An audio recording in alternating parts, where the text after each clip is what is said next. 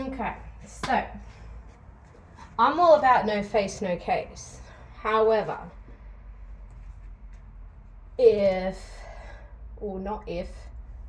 let's just hold that thought. Let's hold that thought, okay? Ultimately, at the end of the day, I am trying my fucking damn hardest to speak from the standpoint I am at, which is an auntie's perspective. It is very, very hard to not mush with my own motherhood perspective and situation with my own darling children.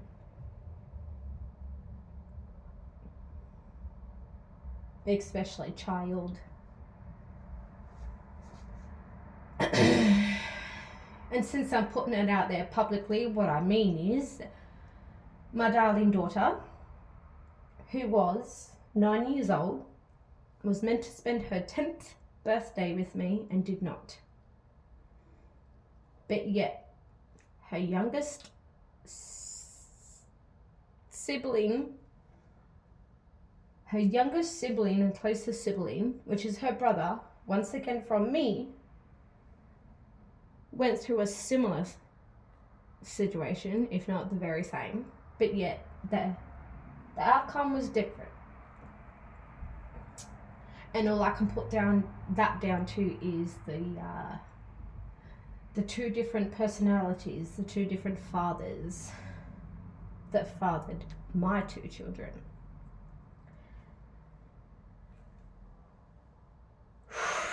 However, from an auntie standpoint, speaking for my darling nephew who is 10, I can I do see the unfortunate circumstances and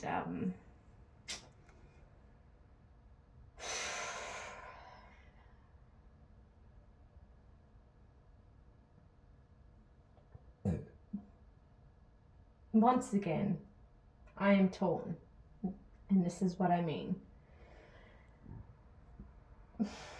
I was torn with my daughter because you've got what is right, what is necessary, and then the path you take to make those things happen, and what foreshadows from that third one. So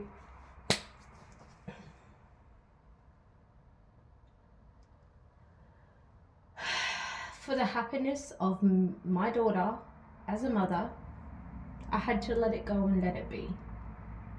The coercion and weaponization, the happiness and well-being of my darling daughter was not worth me fighting for her. Especially when we have the open communication that we do have imprinted in our journals, the standpoint, the facts. Ultimately, at the end of the day, her happiness and well-being, and she, from the outside, is happy. So, until next time. Therefore, now, in this situation, with my nephew, nope, not fucking happening. Nope. It's not allowed. And I'm not gonna stand by and let it happen. Nope. I'm not going to let...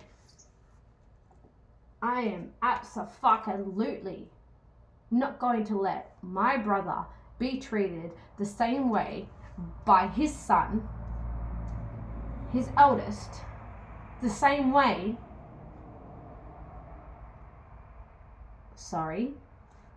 no, not the same, a very fucking similar way as to what I was with my darling daughter. And now here we are on the 16th of the 8th, 2025. And we're doing the same thing, darling, aren't we? Oh, you can have the youngest, but not the eldest. Dictation, coercion, weaponization. Oh, and once again, you want to claim da with your parenting plan, but yet you yourself cannot even stick to it.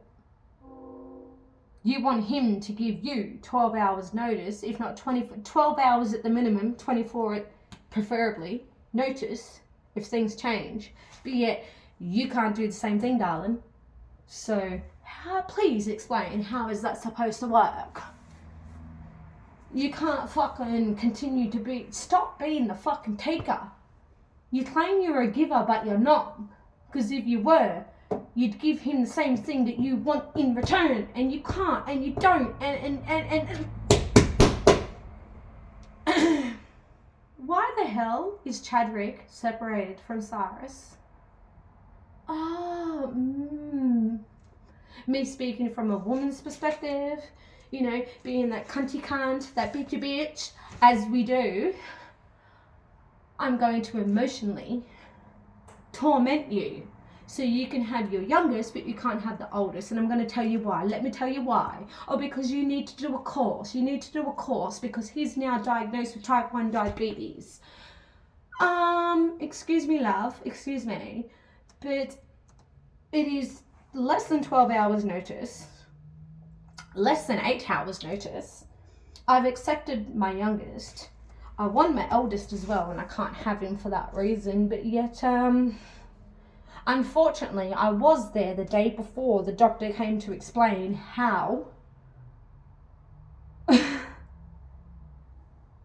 to deal with this new medical condition with Chad.